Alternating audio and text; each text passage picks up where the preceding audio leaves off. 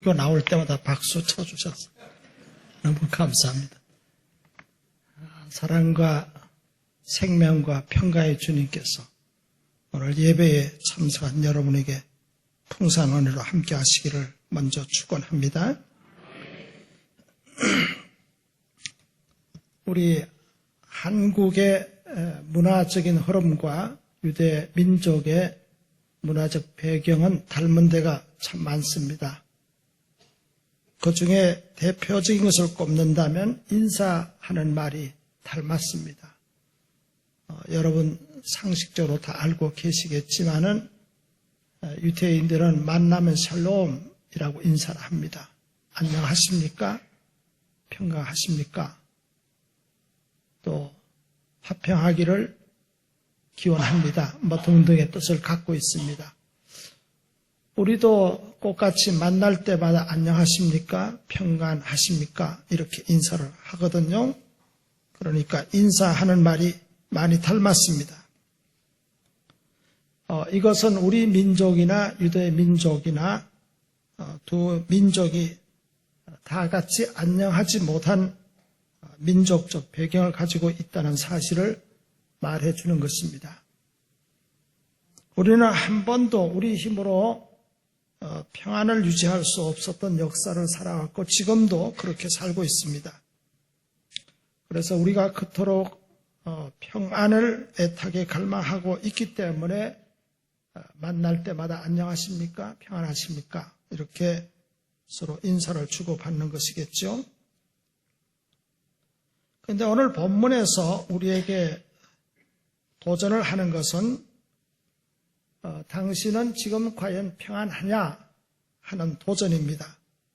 여러분 어떻습니까? 여러분 지금 평안하십니까? 이렇게 묻는다면 모르긴 해도 자신 있게 대답할 사람이 그렇게 많지 않을 겁니다. 신약 성경 가운데서 에베소, 빌립보, 골로새, 빌레몬서를 일컬어서 바울의 옥중서신이라고 일컫습니다. 그 이유는 바울이 죄수의 몸으로 로마 감옥에 갇혀 있으면서 밖에 있는 교회들에게 보낸 편지이기 때문에 그렇게 이름을 붙였습니다. 그런데 놀라운 것은 그 내용으로 보나 분위기로 보나 이 서신들이 옥중에서 기록하여 보낸 편지라는 느낌을 가질 수가 없습니다. 오히려 서신 속에는 기쁨과 감사와 위로가 넘쳐 있는 것을 발견하게 됩니다. 왜 그럴까요? 이유는 딱 한 가지입니다. 바울의 지금 마음은 언제 어디에 있든지 항상 평안했기 때문에 그렇습니다. 그래서 사도 바울은 자기 자신 속에 있는 그 평안을 자기가 알고 있는 모든 성도들이 다 같이 소유하였으면 좋겠다 하는 열망 때문에 그 편지를 써보낼 때마다 너희도 하나님의 평강으로 충만하기를 원한다 이렇게 기원을 하고 있는 것입니다. 그러면 사도 바울이 말씀하신 이 하나님의 평강은 도대체 어떤 평안일까요? 여기서 말씀하는 이 평안은 환난이 면제된 평안이 아닌 것입니다. 성경에서 한 번도 우리가 예수를 믿는다고 해서 우리에게 환난을 면제해 주시거나 내 곁에서 환난을 멀어지게 하심으로 평안하게 해 주시겠다고 약속한 바가 없습니다. 오히려 성경의 말씀은 환난과 파도의 한복판에서 시련을 당할지라도 지금 현재 환난과 시련 속에 묻혀 있다 할지라도 누릴 수 있는 그런 평안을 말하는 것입니다. 예수께서 잡히시기 전날 밤에 다락방에서 제자들에게 마지막 말씀을 하시면서 한 말씀 중에 이런 말씀이 있습니다. 요한복음 16장 33절에 이것을 너희에게 이르는 것은 너희로 내 안에서 평안을 누리게 하려 함이라. 세상에서는 너희가 환난을 당하나 담대하라. 내가 세상을 이겼노라. 예수님께서 예수 믿는 우리들 마음에 평안이 있기를 원하는데 그 평안은 환난이 없는 정말 편안한 시대 혹은 편안한 상태에서 평안을 누리기를 원하는 게 아니라 오히려 환난을 당하지만 너희가 평안하기를 원한다. 혹은 환난 중에 있지만 너희가 평안하게 하겠다. 이 약속을 주시는 것입니다. 우리가 항상 하나님부터 특별한 사랑과 보호를 받고 있는 하나님의 자녀인 것이 분명하지만 그럼에도 불구하고 우리가 세상을 살아가는 동안 내가 하나님의 사랑과 특별한 보호를 받고 살아가고 있음에도 불구하고 세상 사는 동안에는 계속해서 환난의 파도와 폭풍우가 내게 불어닥쳐서 그 환난과 폭풍과 싸우지 않으면 안 되는 삶을 우리가 살고 있는 것입니다. 그런데도 하나님께서 우리에게 약속하기를 너희가 이 세상 살면서 환난을 당한 중에 있다 하더라도 너희에게 평안을 주겠다. 이런 약속을 하시는 것입니다. 그렇다면 이게 무슨 뜻이겠습니까? 그것은 환난의 비바람과 폭풍우가 사라진 평안이 아니라 환난의 비바람과 폭우는 여전한데 그 비바람 속에서 누릴 수 있는 평안, 파도 속에서 누릴 수 있는 그 초월적인 평안을 우리에게 주시겠다고 약속하신 것입니다. 할렐루야. 그렇다면 주님이 말씀하시고 바울이 우리에게 있기를 기원했던 그 평안이 내게 있어야 되는데, 우리 삶에 있어야 되는데 그 평안을 우리가 어떻게 누릴 수 있겠느냐 하는 것입니다. 오늘 본문은 여기에 대해서 이렇게 말씀을 하고 있습니다. 오늘 4절부터 7절까지 말씀을 읽었습니다만은 집중적으로 드릴 말씀은 6절, 7절인데 먼저 우리가 염려거리 속에 빠져 있으면서 그거와 싸울 때에 내 마음에 평안이 있기를 원하면 아무것도 염려하지 말라는 것입니다. 사실 우리는 너나 할 것 없이 이 세상을 살면서 쉴 사이 없는 염려거리 속에 휩싸여 살고 있습니다. 오늘 본문 6절에서 이런 염려거리들 속에 일상을 살고 있는 우리들에게 바울이 뭐라고 말씀하셨는가 하면 너희가 당하고 있는 그 어려움을 이기려면 아무것도 염려하지 않아야 한다는 것입니다.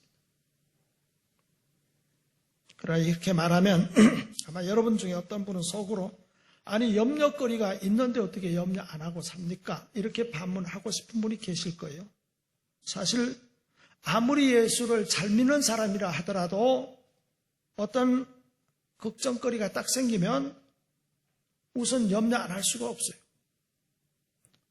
어떤 문제가 딱 터지면 거의 본능적으로 일어나는 염려의 충격만은 피할 수가 없어요. 그러나 사도 바울께서 권면하고 계시는 이 말씀의 정확한 의미는 염려하지 말라 하는 이 말의 정확한 의미는 그저 단순하게 염려하지 말라 그 얘기가 아니고 어떤 염려거리가 생겼을 때에 그 문제를 가지고 계속 염려하지 말라는 거죠. 염려하지 말라는 말은 어떻게 하지 말라는 얘기라고요? 지금 들으셨어요? 안 들으셨어요? 속으로 저 목사는 와가지고 우리를 유치원생 취급한다고 언제나 할지 모르겠지만은 그건 전혀 아니고요. 우리가 기억하게 하기 위해서 반복되는 얘기인데요. 염려하지 말라는 말은 계속 되씹으면서 염려하지 말라. 그 얘기인 것입니다. 그러므로 우리가 살다가 어떤 문제가 딱 터지면 어느 누구를 막론하고 다 염려도 할 수 있고 걱정도 할 수 있어요. 그러므로 어떤 문제가 딱 터졌을 때 그것 때문에 얼마 동안 염려하고 걱정하는 것은 죄가 아닐 수 있어요. 그러나 여러분 예수 믿는 우리에게 어떤 문제가 생겼을 때 그 문제를 가지고 몇 번이고 되씹으면서 계속 염려한다면 그것은 죄가 되는 것입니다. 처음에 충격받았을 때는 걱정하고 염려하는 게 그건 인지상정이라 죄가 아닐 수 있지만은, 그러나 그것을 계속 되씹으면서 걱정하고 또 걱정하고 또 걱정하고 하는 그거는 죄가 된다 이것입니다. 왜 그러냐 하면은 예수 믿는 나에게 어떤 문제가 생겼다 해도 우리 하나님께서 내가 지금 어떤 어려움 속에 빠져 있는지를 다 알고 계시고 또 염려 속에 빠져 있는 나를 능히 지키실 수 있는 전능하신 하나님이시기 때문에 하나님께서 나라의 그 환난 속에서 그거를 감당하게 하시거나 아니면 이 모든 것이 합력하여 선한 결과를 낳게 하실 하나님이십니다. 그러므로 우리 믿는 사람들은 이 약속의 말씀을 확실하게 믿어야 되는 것입니다. 아멘. 우리가 당하는 어려움을 하나님이 알아요, 몰라요? 다 알고 계세요. 그리고 그 모든 것을 감당하게 하시거나 그게 아니면 이것이 다 어떻게 합력이 돼서 선한 결과를 낳게 하시는 하나님이시기 때문에 그걸 확실히 믿어야 되는 것입니다.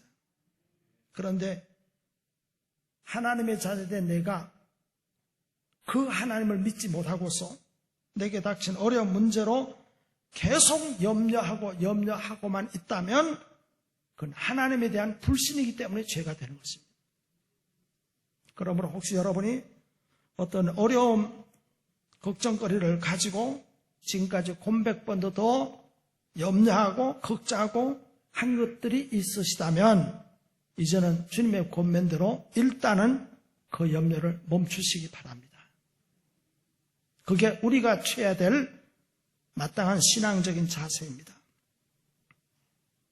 그런데 그럼에도 불구하고 믿는 우리에게 여전히 남아있는 문제가 뭔가 하면 우리가 주님의 이 권면을 따라서 순종해서 염려를 안 하려고 작심도 하고 다짐도 해보지만 그렇다고 해서 염려가 안 되는 게 아니라 염려가 되는데 문제가 있는 것입니다. 그렇죠? 주님이 염려하지 말라 그랬어. 바울께서 염려하지 말라 그랬어. 난 그대로 염려 안 할 거야. 그래 놓고 또 뭐 하고 있는 거예요? 또 염려하고 있는 거예요. 이게 우리의 약점이에요. 그래서 주님께서는 이런 약점을 너무나 잘 알고 계시기 때문에 우리에게 염려하지 말라는 말씀으로만 끝내지 않고 덧붙여서 권면하신 말씀이 있어요. 그것이 바로 기도하라는 것입니다. 그렇습니다. 우리가 염려거리를 놓고 염려하지 않으려면 그 대신 무엇인가를 해야 하지 않겠습니까? 우리가 세상적인 원리도 그러잖아요. 뭐 걱정 고민하면 그거 걱정하지 말고 딴 일에 정신 쏟으라 그러죠. 걱정 안 하려면 다른 뭘 해야 돼요. 그런데 오늘 본문에서는 이 점을 이렇게 말씀하고 있어요. 아무것도 염려하지 말고 다만 모든 일에 기도와 간구로 너희 구할 것을 감사함으로 하나님께 어떻게 하라고요? 아뢰라. 할렐루야. 염려하지 말고 하나님께 구하라는 것입니다. 염려거리가 생겼을 때 그냥 염려거리만 계속 되씹어 봤댔자 오히려 고통만 심화되어 갈 뿐이지 아무 이득이 없는 짓이기 때문에 그렇게 걱정하고 근심만 하지 말고 염려거리를 놓고 기도하기를 시작하면 기도하는 그 순간 그 염려를 대체하는 다른 창조적 역사가 일어날 줄로 믿습니다. 여러분, 기도가 뭡니까? 기도를 한마디로 정리한다면 기도는 하나님을 바라보는 것입니다. 이거보다 정확한 정의는 없어요. 기도가 뭐라고요? 하나님을 바라보는 것입니다. 여러분이 한번 물어보겠습니다. 우리가 염려거리가 생겨서 염려하고 있을 때는 지금 뭘 보고 있는 것입니까? 염려하고 있는 그 대상, 염려하고 있는 그 문제의 시선을 고정시키고 있기 때문에 누굴 못 보는 거예요? 하나님을 안 보고 있는 거예요. 우리가 어떤 문제 때문에 그 문제를 놓고 고민하고 걱정하고 염려하면 할수록 그 문제에 시선이 고정되어 있기 때문에 하나님 바라보는 것을 망각하고 있는 것입니다. 그러니 여기 본문의 사도 바울께서 말씀하시기를 너희는 아무것도 염려하지 말고 다만 모든 일에 기도하라는 것입니다. 다시 말하면 염려가 되는 그 자체만 쳐다보지 말고 하나님을 바라보라는 것입니다. 물론 우리가 기도하면서 하나님을 바라보면 다시는 염려거리를 안 쳐다본다는 그런 얘기는 아닙니다. 우리가 경험해 본 대로 염려거리가 생겨서 기도하라고 그랬어. 그래서 기도합니다. 기도하면 염려거리 안 쳐다봅니까? 기도하다가 가요. 그쪽으로 또 가요.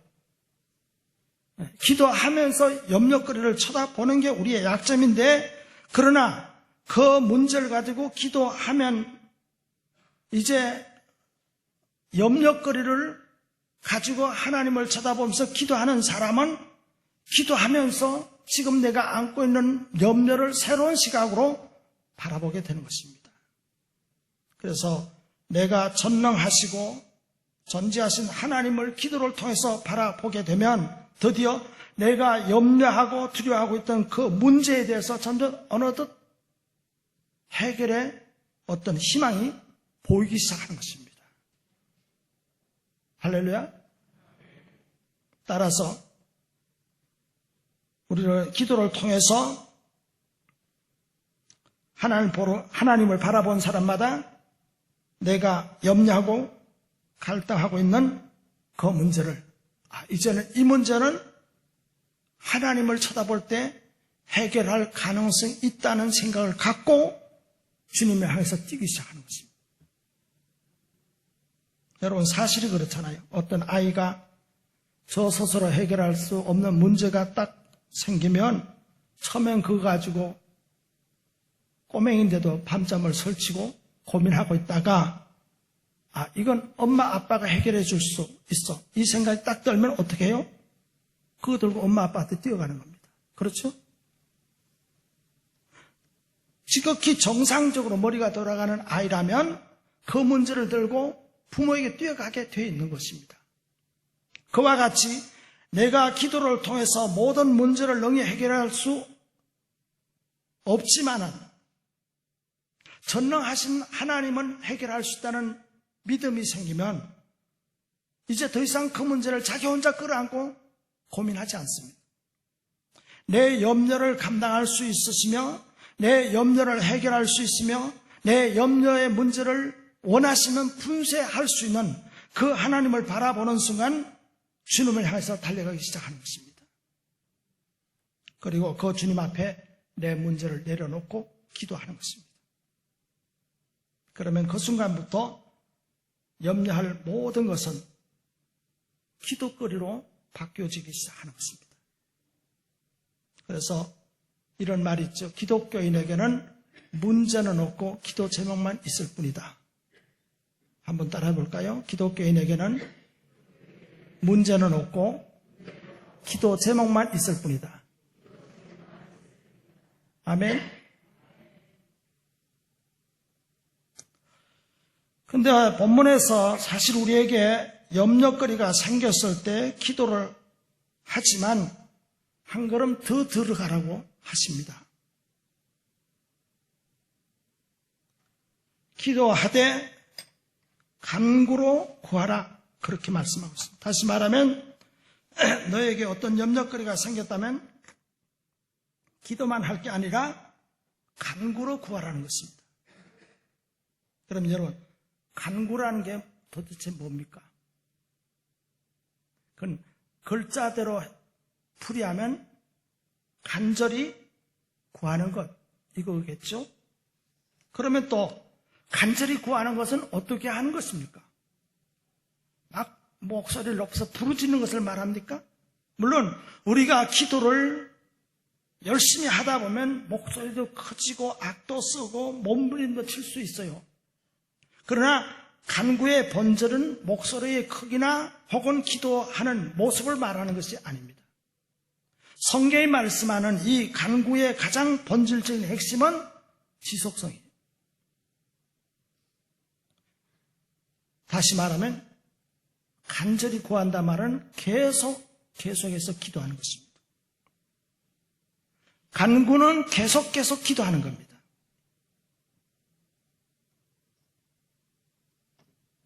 자, 하나님께서 우리에게 원하시는 것은 뭐예요? 어떤 문제가 내게 생겼을 때 그 문제를 하나님이 아십니까? 모르십니까?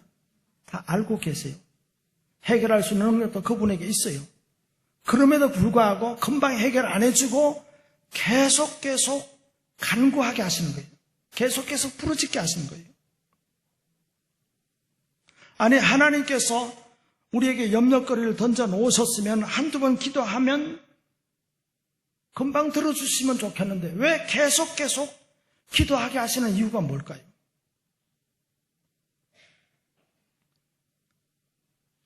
아마 여러분이 지금까지 예수 믿어 오시면서 실제로 겪었던 경험은 이런 것일 겁니다. 기도하자마자 즉각 응답을 주신 경험보다는 너무 오랜 세월 동안 질질 끌다가 응답을 주신 경험이 더 많았을 겁니다. 그러면 왜 그럴까요? 하나님께서는 왜 우리로 기도하게 하시고 계속 또 기도하게 하시는 이유가 뭘까요? 그것은 하나님과 나 사이의 인격적인 관계가 두터워지기를 원하시는 거예요. 다시 말하면 하나님께서 내 앞에 어떤 염려거리를 던져 놓으시고 간구하게 하실 때는 우리가 기도하면 그냥 달랑 응답해 주시는데 목적이 있는 것이 아니라 그 응답 기도보다 더 이상의 중요한 목적이 있는데 그것은 하나님께서 기도하는 나와 더불어 두터운 인격적인 관계를 갖기를 원해서 더 기도하게 하시는 것입니다. 쉬운 예를 하나 들어보죠. 여기 계신 분 거의 대개가 옛날 한때 아마 이런 경험을 하셨지 않나 싶은데 말입니다. 젊은 청춘 남녀가 연애 시절을 보낼 때는 할 수만 있으면 데이트 건수를 만드는 법이죠. 뭐라고 그래요? 오늘 꼭 물어볼 게 있는데 만나자 그럽니다. 그러면 눈치 없는 처녀는 지금 말해 그래요. 그럼 또 남자는 뭐라고 그래요? 이게 간단하게 할 얘기가 아니고 만나서 해야 될 얘기라고. 그래서 만나보면 묻고 답하는 건 5분이면 끝날 얘기인데 5분 6분 만났다고 돌아섭니까? 일부러 시간 끌잖아요. 아까 묻겠다는 게 뭐야? 이따 얘기할게. 그러고는 질질 끄는 거예요. 이유는 뭐예요? 더 두터운 관계. 그 두 사람 사이가 더 두터운 관계를 유지하기 위해서 시간을 끄는 거예요. 하나님께서 우리 안에 염려거리를 갖다 놓으시고 왜 계속 기도하게 하시는 겁니까? 단 한 번으로 기도 응답해 주시지 않으시고 계속해서 기도시키는 이유가 어디 있겠느냐 이것입니다. 그것은 바로 하나님께서 내게 닥친 그 염려거리로 인해서 계속 기도하게 하면서 두터운 인격적 관계를 갖기를 원하시기 때문에 그 문제를 놓고 기도하게 하시는 것입니다. 여러분, 우리 인간들이 다 그렇잖아요. 우리는 문제 없이는 주님을 잘 쳐다보지 않는 경향이 있어요. 아마 저나 여러분이나 다 같을 것 같은데 1년 내내 가도 새벽기도, 코빼기도 안 보이던 사람이 어느 날 느닷없이 새벽기도 나왔어요. 뭘 얘기하는 거예요? 우리 다 그런 식으로 신앙생활을 했어요. 평소는 별로 기도도 안 하고 새벽기도도 안 나오다가 일 딱 터지면 아이고 하나님 하고 쫓아오는 거예요. 그렇기 때문에 거의 대개가 딱 한 번의 기도로 응답을 해버리시는 게 아니라 오히려 어떤 문제 때문에 의외로 오래도록 계속 기도하게 하심으로 그 순간부터 주님이 나를 쳐다보시고 내게 문제를 던져놓으시고 그 문제 때문에 주님이 나를 쳐다보시고 손을 내미시면서 내가 그 주님을 향하여 얼굴을 들고 바라보기를 원하시는 것입니다. 이것이 하나님께서 나로 간구하게 하시는 이유인 것입니다. 그러므로 여러분에게 지금 어떤 문제가 풀려지지 않아서 고민되는 게 있습니까? 힘드는 게 있습니까? 그거 혼자 부둥켜 안고 고민하고 걱정하지 마시고 하나님께 들고 쫓아가시기 바랍니다. 하나님께서 여러분을 향해 얼굴을 드시고 여러분을 시간이 되면 손을 잡아주실 것입니다. 따라서 이걸 충분히 이해하기 때문에 자기에게 닥친 어려운 문제를 가지고 계속 부르짖는 기도하다 보면 그 사람의 입에서 자연히 감사가 나올 수밖에 없습니다. 그러기에 바울은 6절에서 뭐라고 그랬었어요? 너희는 아무것도 염려하지 말고 다만 모든 일에 기도와 간구로 너희 구할 것을 감사함으로 하나님께 아뢰라. 할렐루야. 그렇습니다. 기도와 간구로 오래도록 기도하게 하시는 진정한 의미를 아는 사람은 자신에게 닥친 문제 때문에 오래도록 기도하다 보면 자신도 모르게 입에서 감사가 나와요. 왜냐하면 이 염려를 통해서 깨닫는 게 뭐냐면 아무 문제가 없었더라면 한 달 내내 1년 내내 가도 한 번도 주님을 생각하고 쳐다보지 않았던 내가 이 문제로 인해서 내 하나님을 찾아보게 하고 바라보게 하셨으니 감사합니다. 이걸 깨닫는 성도는 자신에게 닥치는 어떤 사건 앞에서 하나님 바라보면서 자기에게 주어진 그 문제까지도 감사하는 거예요. 하나님, 나에게 이런 염려를 주어서 주님을 바라보게 하심을 감사합니다. 이렇게 기도를 하게 되는 것입니다. 그래요. 우리 하나님은 참 좋으신 아버지로서 내가 기도하면 한 번에 응답 주실 수도 있으시지만은 그럼에도 불구하고 나로 하여금 엎드려 기도하고 간구하게 하시며 주님을 부르게 하는 이 하나님의 뜻을 아는 사람은 절박한 시간에 아직 자기 문제는 해결이 안 되었음에도 불구하고 그 중에서도 감사할 수 있는 것입니다. 그래서 이 정도 수준의 기도의 사람이 되면 드디어 그는 어떤 상황에 놓이더라도 평안할 수 있게 되는 것입니다. 그게 7절에 보면, 6절 보면 아무것도 염려하지 말고 다만 모든 일에 기도와 간구로 너희 구할 것을 감사함으로 하나님께 아뢰라. 그리하면 7절에 다 같이 모든 지각에 뛰어난 하나님의 평강이 그리스도 예수 안에서 너희 마음과 생각을 지키시리라. 아멘. 하나님께서는 내가 지금 겪고 있는 이 염려거리로 인해서 간구하는 기도로 계속 주님과 교제할 수 있게 하심을 깨닫고 감사하면서 기도하면 마침내 그 사람 마음에는, 그 사람의 심령 속에는 사람의 논리나 사람의 경험으로는 상상 불가능한 평안을 그 마음에 가득 채워주시는 것입니다. 성경에 보면 이런 사례가 많이 있습니다만은 시간 관계상 딱 한 사람 예를 들게요. 다니엘이 사자굴에 던져졌을 때 일입니다. 사자굴에 던져 넣은 것은 바벨론 왕이 집어넣었는데 그날 밤에 잠 못 잔 사람은 다니엘이 아니라 바벨론 왕이었습니다. 다니엘 6장에 보면 다니엘의 평소 신앙 습관은 하루에 3번씩 예루살렘을 향해서 창을 열어놓고 기도하고 감사하는 거였습니다. 그래서 다니엘은 기도하는 시간마다 어떻게 했다고 기록이 되어 있는가 하면 그는 하나님을 향하여 기도하고 감사하였더라. 이렇게 되어 있습니다. 그랬을 때 그 마음의 평안이, 하나님 주시는 평안이 가득 찼습니다. 그러니 비록 사자굴에 던져졌지만 지금 사자들이 자기를 잡아먹겠다고 어르렁대는 그 사자굴 속에 떨어졌지만은 거기서 잠을 청할 수 있었어요. 할렐루야. 여러분, 다니엘의 이 평안이 저와 여러분의 평안이기를 원합니다. 여러분도 하나님을 신뢰하십시오. 그러면 폭풍우 속에서의 평안, 파도 속에서의 평안, 일렁거리고 날뛰는 바다 파도 가운데서도 잠을 청할 수 있는 평안, 그 평안을 여러분에게 주실 줄로 믿습니다.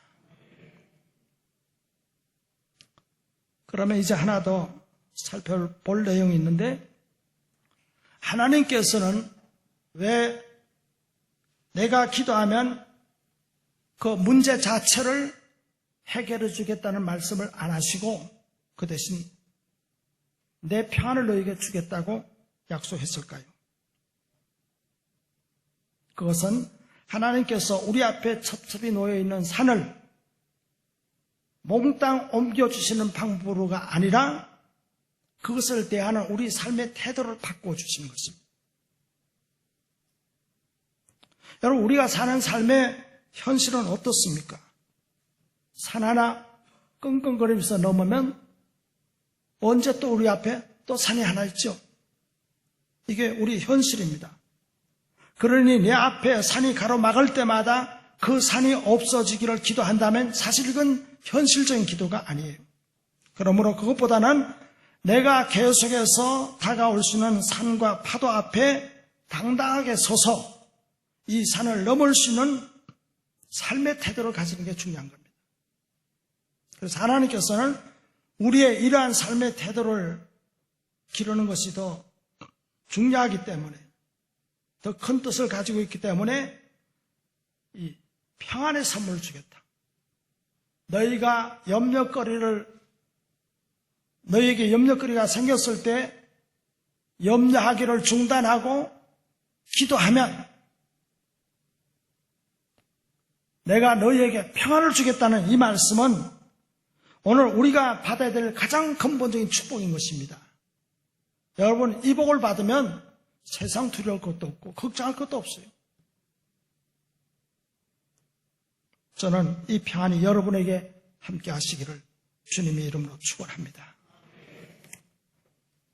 오늘 말씀 들은 것을 기억하고 계시겠는지 몰라서 다시 간단하게 한 석 줄 정도로 정리하겠습니다. 우리가 사는 현실은 수많은 걱정, 염려, 문제투성이 속에 살고 있습니다. 그런데 그 문제 속에서, 염려거리 속에서 염려하지 않으려면, 우리 마음에 평안을 누리려면 첫째, 아무것도 염려하지 말아야 됩니다. 아무것도 염려하지 말라는 말은 무슨 뜻이라고요? 계속해서 염려하지 말라는 거죠. 그럼 어떻게 하라고요? 기억이 안 나세요? 기도하라고 그러죠. 그죠? 염려 대신에 뭐 하라고요? 기도하라고. 그러면 기도하면서 염려도 쳐다보고 기도하고, 염려 쳐다보고 하나님 쳐다보고, 이게 번갈아 해요.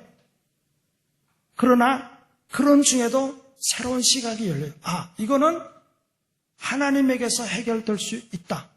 하나님께 가면 해결받을 수 있다. 눈이 열리기 시작하는 거예요.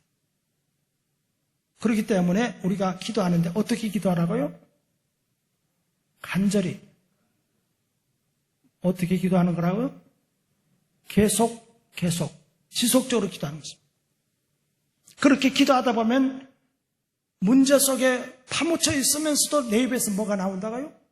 감사가 나오는 거예요. 이 사람은 이미 주님과 아주 밀접한 인격적 관계를 갖고 있는 사람이기 때문에 하나님이 그 사람에게, 다니엘에게 주셨던 것처럼 모든 상황에서 평안을 누릴 수 있는 하나님의 평안을 주신다는 것입니다. 오늘 저와 여러분이 앞으로 남은 생애를 이 하나님이 주시는 평안으로 사시는 복된 사람들 되시기를 주님의 이름으로 축원합니다. 기도하겠습니다. 아버지 감사합니다.